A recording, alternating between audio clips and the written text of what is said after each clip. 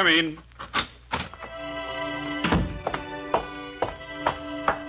Sergeant John Kenneth Smith, Royal West Kents reporting, sir. Oh, yes, Sergeant. You volunteered to become a commando soldier. Yes, sir.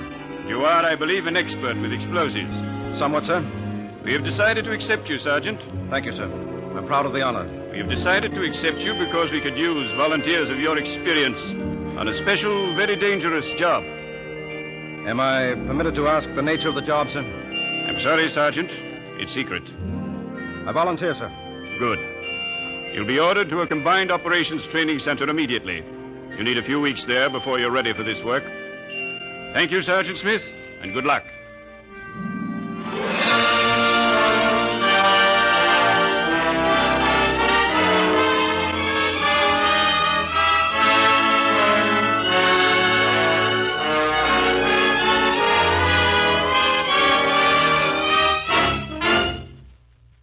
The National Broadcasting Company, in cooperation with the Council on Books in Wartime, presents the premiere of Words at War, a series based on the most important books to come out of this war. Stories of the battlefronts, of behind-the-scenes diplomacy, of underground warfare, of the home front, of action on the seas. Each is a living record of this war and the things for which we fight. Tonight's story is based on material from the recently published book, Combined Operations, the official story of the British Commandos.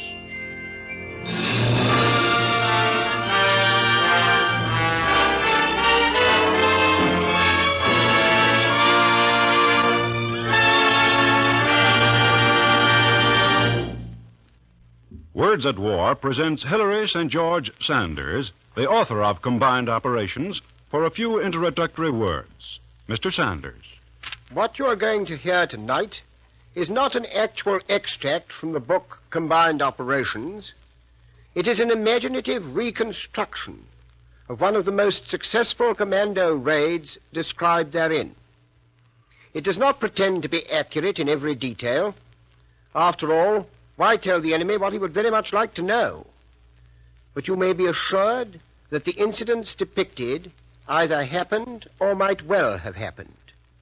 In any case, here is the story, as told by a man whom we shall call Sergeant Smith. Sergeant Smith of Number 2 Commando of the Combined Operations Command.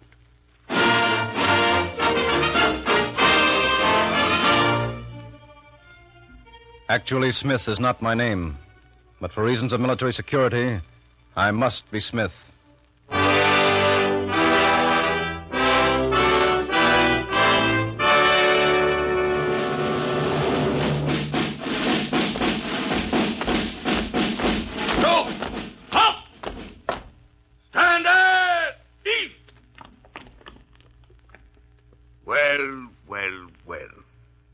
So this is what I'm supposed to make commandos out of, is it?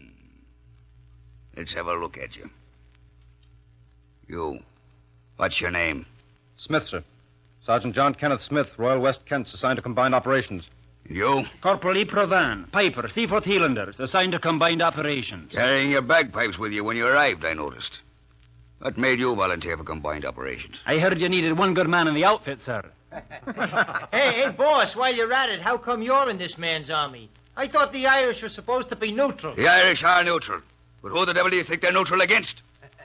You think we want the English to be beaten and have no one to fight with after the war? And you? Who are you? Private Edward Murphy. Murphy? Murphy. Glory be to the saints. And what sort of a name is that? Irish? Why, sure. Me, I come from Brooklyn, boss. And in what part of Ireland is that? It ain't. It's in the USA. Brooklyn is a city of which New York is a suburb. Oh, a Yank, is it? And I suppose, like a good many more of you I've met, you couldn't wait for the States to get into the war. You had to rush up to Canada and join up. Is that it? That's right, boss. Me and Piggy O'Donnell from Canarsie. We done it together. We was sick of going to Ebbetsfield to throw bottles at the umpire, so we decided we'd get into some real fighting. So we hops in a train and gets to Canada. Spare me the complete story of your life, please. Piggy O'Donnell. With a name like that, you'd think he'd be a good soldier. Why didn't he volunteer for the commandos? Piggy didn't come back from Dunkirk.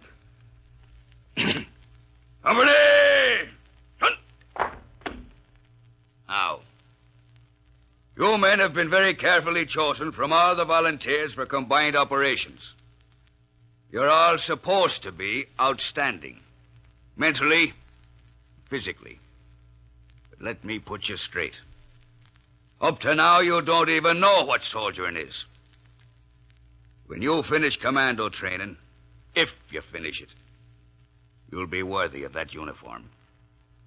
But now listen to me carefully. Combined operations means just what it says. Attack and raiding operations in which the Army, the Navy, and the Royal Air Force work together. We don't go in for petty discipline here. Every man is on his own, more or less. We expect you to obey the rules. Too many lapses and you're out. And once you're kicked out of the commandos, you couldn't get back in again if you were His Majesty's fifth cousin. Another thing. We work in twos in the commandos. Pick yourself a mate, and work with him, stick with him. You'll find it pays. And now I see you're all very tired. You've had a hard day, and some of you can hardly keep your eyes open. So I'm not going to keep you standing here any longer. Piper Provan. Aye, sir. Pick up your bagpipes and take your place at the head of the column. We're going someplace, Sergeant Major? Yes. We're marching to Edgemere and back. What? It's only 22 miles the round trip. 22 miles? Room! Cut! Right! Turn! By the left! Wait! Hurt!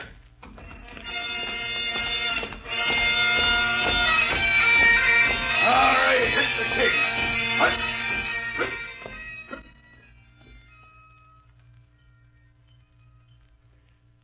We climbed cliffs. We did exercises by eights together, balancing logs 9 inches thick on our shoulders. And we learned to handle one of the most devastating instruments of death known to modern warfare. Now watch me close, boys. This cottage is a strongly held German position. We're the demolition squad. You, over there. You're the protective squad. Open fire on the Germans. That'll give us a chance to work. Now, boys, while the enemy's supposed to be in that house is engaged by the others, we'll get our little gift ready for him. Take this satchel charge. It's a number of blocks of TNT held together with wire with a satchel handle for carrying it. We set the fuse, like so. We insert the igniter, like so. Now, while our own fire covers us, we run to the house, ram it up against the wall. Now, run back like blazes. Run, you terriers, run! Down, boys! Down on your faces! Down!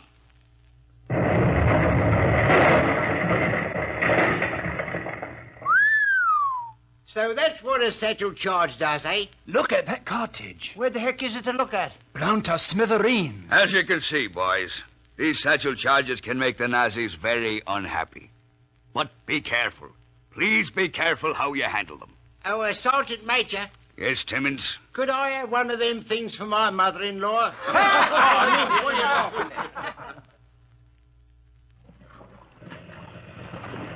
All right, move on. Colonel in London had told me my mission would be dangerous. He hadn't told me quite how strenuous commando training would be. We marched and doubled and marched and doubled and marched again over all kinds of country. We swam rivers in full equipment and crossed them on bridges made of toggle ropes. And we ran the gauntlet over specially prepared assault courses. Hey, Brooklyn! My feet! Pardon me, boss. Get a move on you there! But, boss, these bombs are real. Aye, and the bullets, too. Look, you smashed the bayonet of my rifle. Half an inch lower and I'd have been ex-corporal Pravan. Blimey, Sergeant Major, this game of yours is too dangerous. Real bombs and ammunition, is it? And what do you think the Germans will throw at you? Spitballs? Get going and take that objective.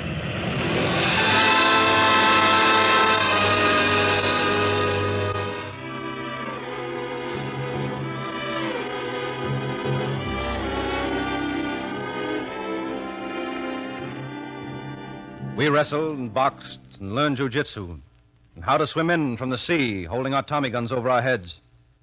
We learned the tricks of handling the 2- and 3-inch mortars, an anti-tank rifle, and how to use the rifle butt on human skulls.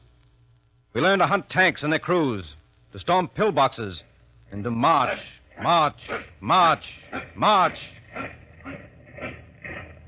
This was learning the trade of war. But commando training gave us mastery of our own minds and bodies, too. Strengthened our mental and moral makeup. Built within each of us the self-confidence and self-reliance the good commando soldier must have. I remember well my first lesson in this. It happened one evening after we had finished a 33-mile forced march.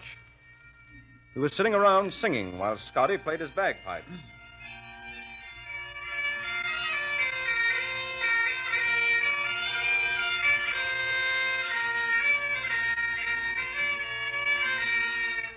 That was a bit of all right, that was, Scotty. Encore. Come on, Scotty. No, I didn't feel like playing more than you lads. Hey, Scotty, swing out with Chattanooga Choo-Choo, or can you on that contraption? Why, Scotty. Aye, Smitty? I swear, man, you're the saddest-looking Scots piper I've ever seen in my life. Aye, I suppose I am. You see, lads, I'm in love, I am. Oh, in love? I mean it, lads, with the sweetest lassie north of the border. It was home on furlough I was to be married to her. Then came the word I was accepted for the commandos, and I was called back, with only enough time to give her a wee kiss on the red of her cheek. Yeah, but why get a crying jag on about it? It's the song, Brooklyn, lad, the banks of Loch Lomond. You see, May, that's her name. She's a sentimental lassie, and she says that's our love song. She was singing it. You see how it is. Look, here's her picture. Oh. Well, she's very lovely, Scotty. Isn't she? Congratulations, Scotty. Oh, Ma, she's a beauty, ain't she? Hey, here comes the great Singlepuss himself, boys. Aye, the sergeant major's riding one of them Yankee jeeps. Gee, it's good to see you, boss. I wouldn't have been able to sleep tonight if you hadn't come back. I see you're in fine fettle, Murphy. Honest, boss, I'm not kidding. I was just saying to the guys, if the sergeant major don't come back before they sound lights out, I said, I won't be able to sleep. Well, there'll be no lights out tonight. Huh? You're on your own, boys. The next parade's at 6 a.m. tomorrow morning at map reference A144G16 on your scout map. A144G16. 6 a.m. Where'd he say? Did you say map reference A144G16, Sergeant Major? I did. Well, let's see. The scale is... Well, that's 73 miles from here. That's right. It is. Well, for the love of... Well, that means we got to ride all night. Okay. Maybe this is your idea of fun, boss. When the lorries be along to pick us up? There won't be any lorries, Murphy. Huh? What's that? No lorries? But Sergeant Major, how are we supposed to get there? It's 73 miles away. That is your problem. Be there at 6 a.m. or you'll be on a charge. Absent without leave. Good night, commandos.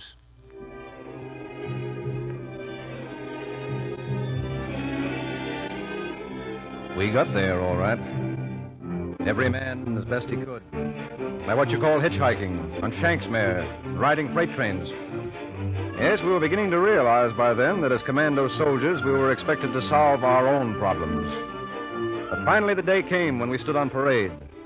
Those of us who had come through the grueling training, on parade under the happy, contented glare of our sergeant major. And we heard our commanding officer, Lieutenant Colonel Newman, say, Well, men, you've come through all right. You're now commando soldiers. But you have no time to rest on your laurels. From now on, you'll continue training. Training constantly, side by side with the naval units of the Combined Operations Command and the RAF. Those of us who are lucky will carry out raids on enemy territory. Those of us who are extremely lucky will return from them. And between raids, we'll continue training. We'll never know when what looks like a training operation will turn out to be the real thing. Welcome to Number 2 Commando.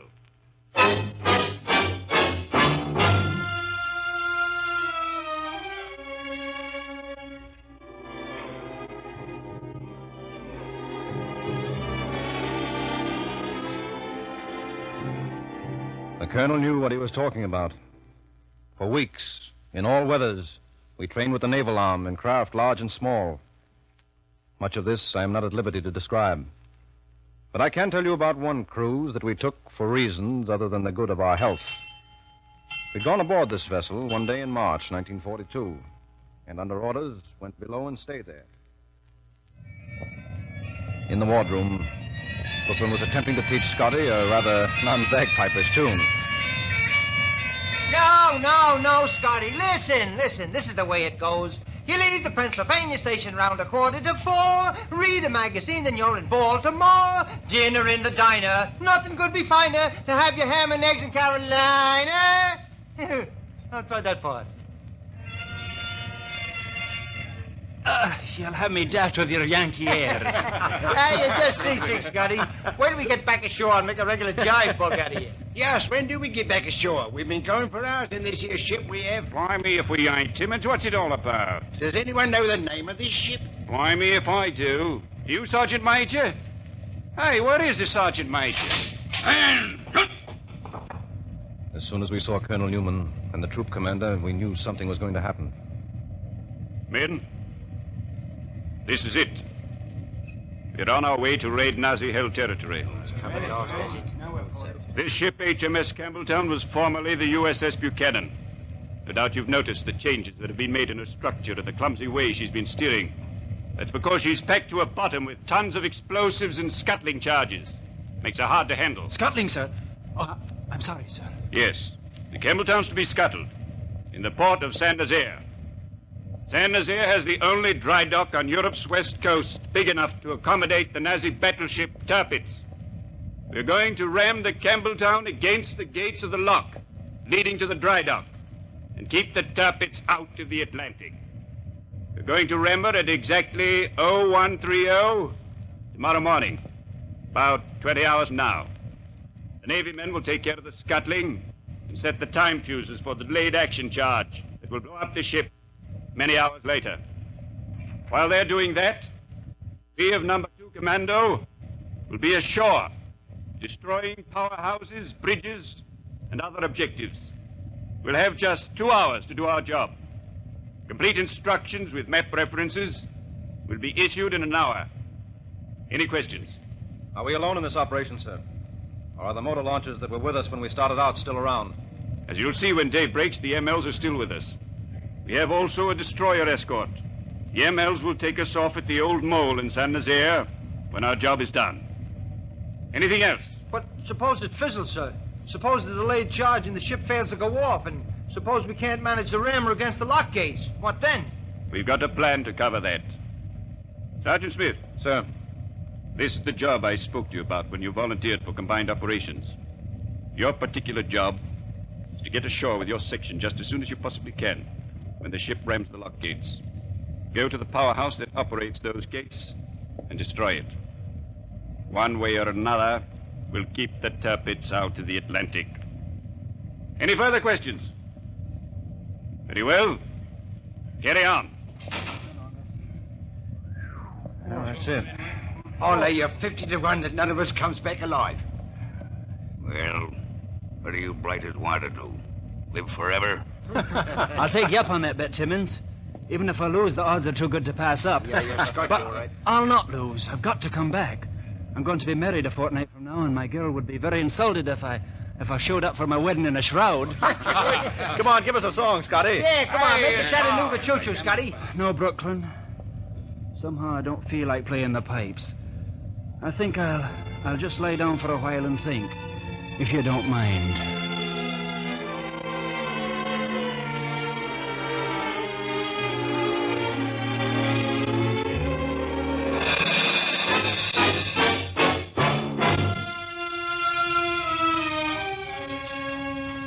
Throughout the night and the following day, the force moved steadily toward Saint-Nazaire, constantly risking discovery.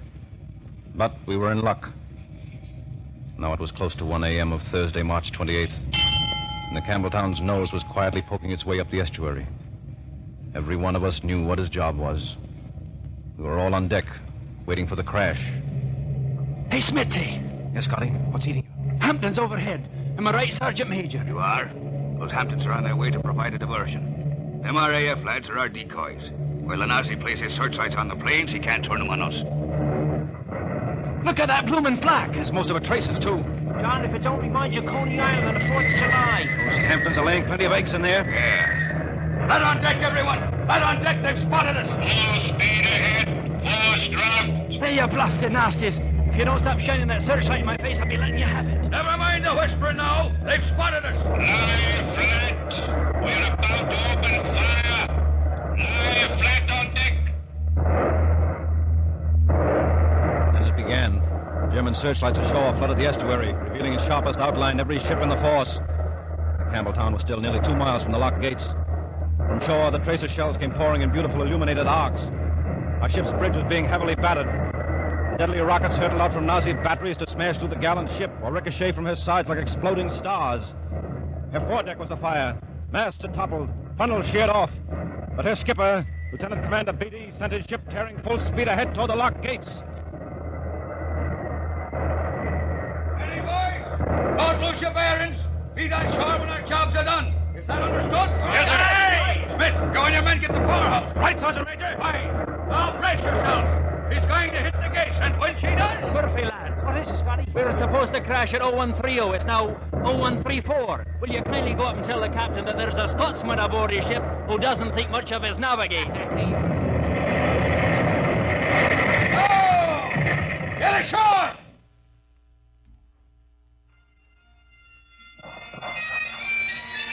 All right, let's go!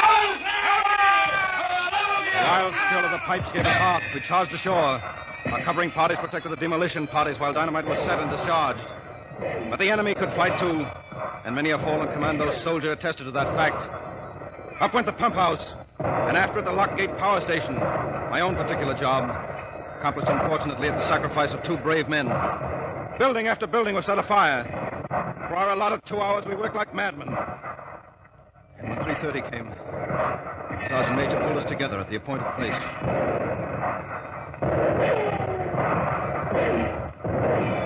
Everybody here. All that's left. Where's Timmins?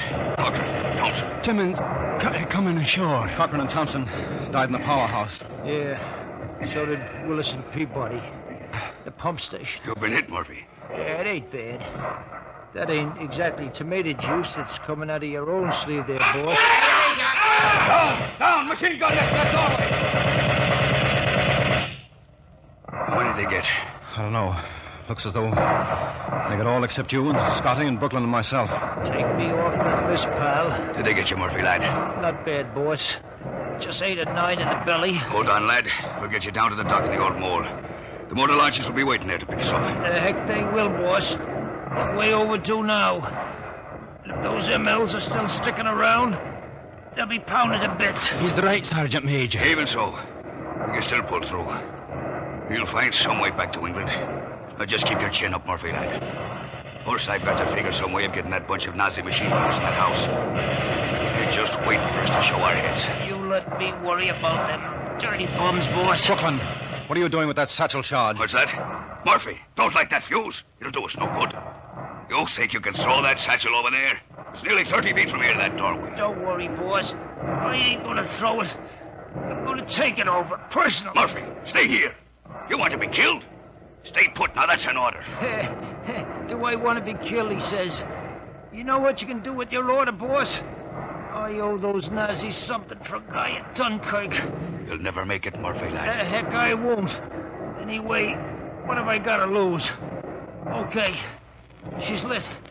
Smitty. Yeah? Heave a couple of grenades at that door and give me a chance. All right, Brooklyn. And Scotty. Aye, lad. Play something on that machine of yours, will you? Play Chattanooga Choo-Choo. I'd rather hear Glenn Miller do it, but... Okay, let go with the grenades. Here goes!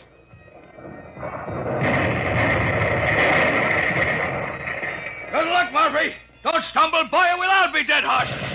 He'll never make it. He'll cut him down before he can... That's what you think. Stop!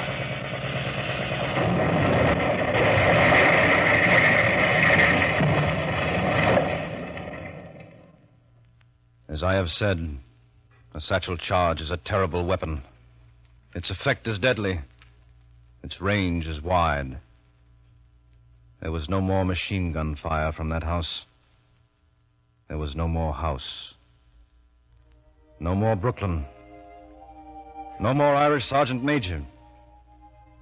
No more Scotty.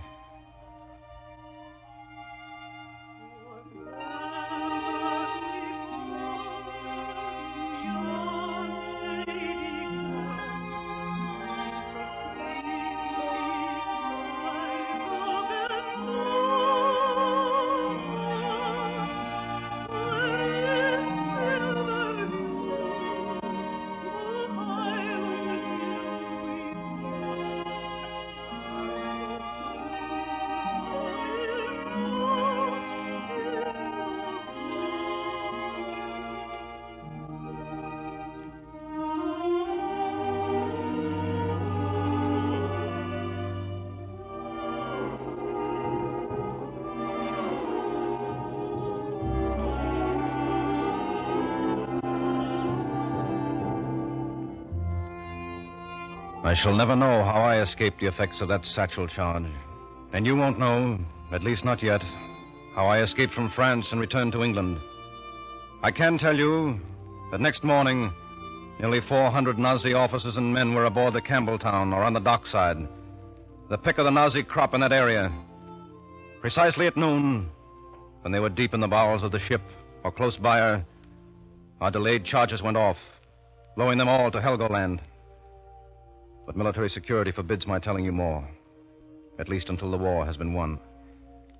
Meanwhile, we commandos are awaiting the biggest raid of all, bigger than the ones on Saint-Nazaire, on Dieppe, and on North Africa. The raid on Hitler's fortress Europa itself. It will be successful, we think. All the more successful for the knowledge that we have gained of the enemy in the past. Knowledge gained through the sacrifice of boys from Brooklyn, Cockneys from Lambeth, Irish sergeant majors, and gallant youngsters who will never meet again on the bonny banks of Loch Lomond.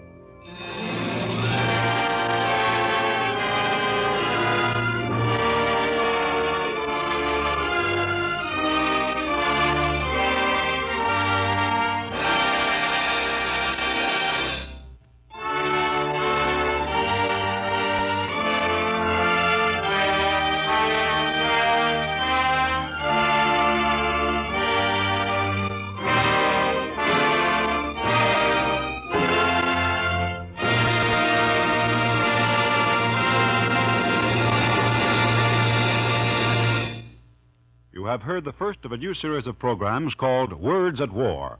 Stories told by men and women who have seen them happen, adapted from the most important books to come out of this war. Tonight's story was written by Richard McDonough of the NBC script staff and was based upon a portion of Hilary St. George Sanders' combined operations. Next week, you'll hear Wendell L. Wilkie's One World, with Mr. Wilkie himself taking part in the program. Our cast tonight included Les Damon as Sergeant Smith, Jackson Beck as the Sergeant Major, and Walter Kinsella, Ian McAllister, Victor Beecraft, and Roger DeCoven. The original music was written and conducted by Frank Black. The production was under the direction of Joseph Losey.